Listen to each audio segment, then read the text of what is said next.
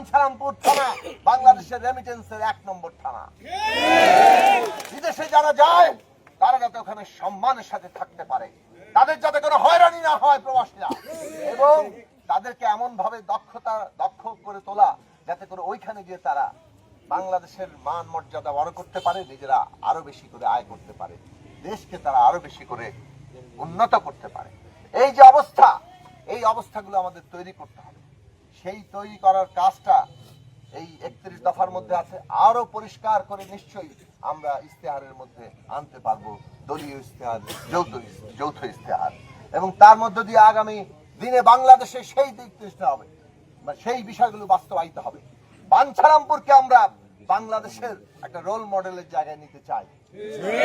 এইটা যদি আপনারা সম্মিলিত ভাবে একসাথে হয়ে চেষ্টা করেন, অবশ্যই আমরা সেটা পারবো। এই বাঞ্ছারামপুরের অনেক রকম ভবিষ্যৎ আছে।